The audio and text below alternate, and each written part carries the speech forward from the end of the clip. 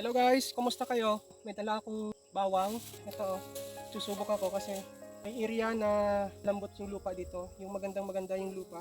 Dito sa may tabi ng aking luyahan, merong lupa na napakalambot. So, naisipan ko na magtanim nito. So, susubukan kong magtanim ng ganito at tingnan natin. Pero wala na tayo sa eksaktong panahon ng mismong buwan ng pagtatanim, pero susubukan natin. Pero base dun sa research ko, all year round daw is pwede naman daw magtanim ng bawang. Okay naman daw yon. Pero yung best season talaga, ang simula is November. Yun yung best planting season. Start ng best planting season ng bawang. So magsisimula tayo. May dala ako dito at hihimayin ko na nga rin. Ito. So ayan. 1, 2, 3, 4, 5, 6, 7, 8, 9. 9 piraso yung isang yung maliliit, ipunin ko to. Baka hindi tumubo eh. So pang gamit na lang sa bahay. Sino ba yung may nakakaalam dito guys sa pagtatanim ng bawang? Tanong ko lang, kinikiliban din ba ito? Sino po yung may mga nakakaalam? Comment na lang po para kung makiliban ko din. Kasi yung ang alam ko lang is luya. Ang luya talaga kinikiliban kasi yun na yung nakagisnan ko na din hanggang sa ako'y nagkabait. So nakikita ko talaga na kinikiliban. So itong yung bawang, hindi ko pa kasi na first time ko pa lang to, magte-testing pa lang ako. So magse-search din ako kung ano yung mas maganda habang tumutubo, lumalaki at yung sa maintenance niya. 43 piraso siya guys. Ito na. Ayan. 43 piraso siya at magsusubok tayo ng tanim. Guys, yung area na yon, ito. Kita niyo yan, mayroon siyang bakod, di ba? Yung bakod na yan, yan yung may kantuhan ng tinaniman ko ng luya. So itong baba na to, itong area na to, ayan papunta doon. So ito yung the best na malambot yung lupa. So kaya dito ko naisipan na mag-try ng tanim na to dito. At one more thing, the best thing is basa itong lupa. So gaya nga ng banggit ko is umulan, 3 gabi na umulan. So basang-basa talaga itong lupa na to. Try natin. At good thing is papunta din tayo sa summer. Habol natin to ng tanim. So sa pagtatanim guys, siguro isa na din. Kumbaga samahan na lang din talaga natin ng puso sa pagtatanim, no? Kasi may mga tao na kapag nagtatanim, yung mga lalo yung sa mga buto-buto, hindi talaga tumutubo. Ewan ko bakit ganun, no?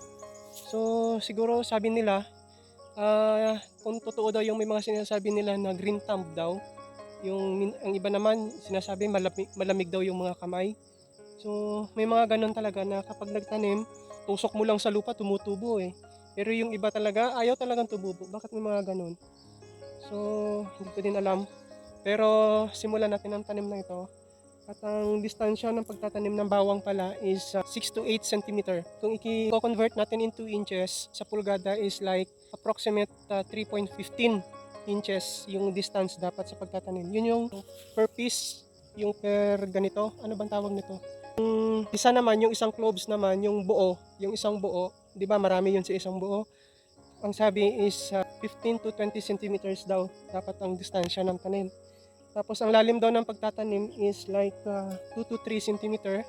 2 to 3 cm is equivalent to approximate 1.15 inches. So, yun yung susundin natin guide.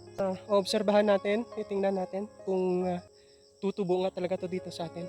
Kung kung makakaani ba tayo kahit mapanggamit lang. Itong naipon ko is nasa more or less 43 puno siya. So, tanim natin.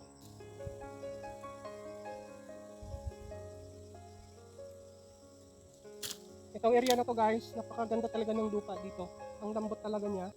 Kaya naisipan ko na dito itanim. At titingnan natin. Ang lalim ng pagtatanim is 2 to 3 cm. So, it's more likely 1 inch. Parang nagtatanim lang din ng luya. Ganun lang din. Tingnan natin. Subok tayo.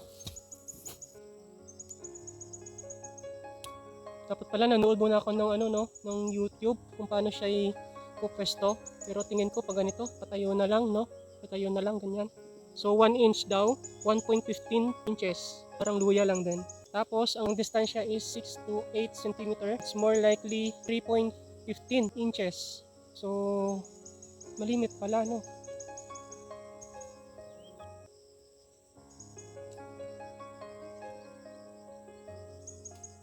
tayo na mag-gloves sa bala. So yung taas nito guys, may tanim na luya. At ito nga, magtatanim tayo ng isang, ewan ko kung ilang linya aabutin ito hanggang dun sa dulo, yung linis na yon. Tingnan natin.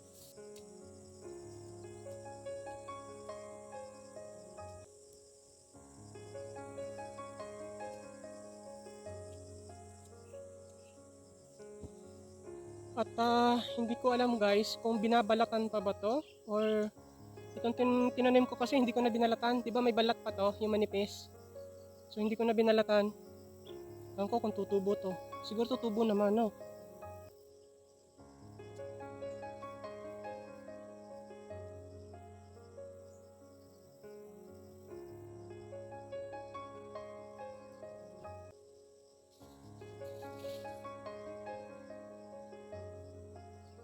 So ang ginawa kong agwat is kwadrado.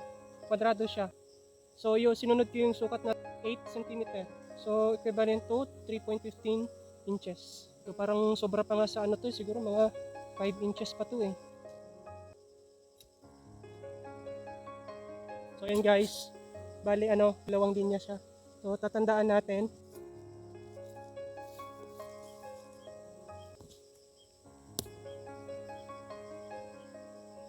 Yan. Pag nagtatanim ng mga ganito guys, always make a tanda ha. So mark yung marker para kasi to eh, lupa to eh. Hindi natin alam para hindi tayo maligaw. So ibig sabihin, yung may bakod na yan, may tanim na yan. Yan. So lang, first time lang ito. So subok-subok lang. Yung mga imposible, gawin nating posible. So yan lang no. At pag natin to, pag-aralan natin. So, at ang ginagawa ko na lang is through experience na lang. Kung ano na lang yung mga naitanim natin, kung ano yung mga na-discover natin na mali, hindi tama. At sabayan na din natin ng research. May mga cellphone naman na tayo ngayon, nasa modern technology na tayo. Yung research is malaking tulong para sa kung ano yung gagawin natin. Doon tayo makakakuha ng mga tips, kung ano yung gusto nating itanim, alamin lang natin kung ano yung dapat gawin. Then, so be it. At ngayon, tingnan natin to. Tingnan natin hanggang sa tumubo. Update ko kayo guys at hanggang sa pag-maintain na at hanggang sa ma-harvest siya. I-update ko din kayo once na ito ay tumubo. So naghahanap pa din ako ng pwede kong itanim dito na yung hindi common dito sa atin na yung ang presyo ay pagkamahal-mahal. So simulan natin, tanim tayo para kahit sa pangkonsumo lang natin is makatulong, no? So kapag ito tumubo, hindi lang naman siguro ako ang makikinabang nito, marami ding makikinabang. So yan na muna guys, and see you in our future vlogs.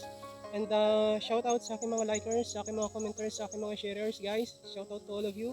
And see you in our future vlogs. Bye!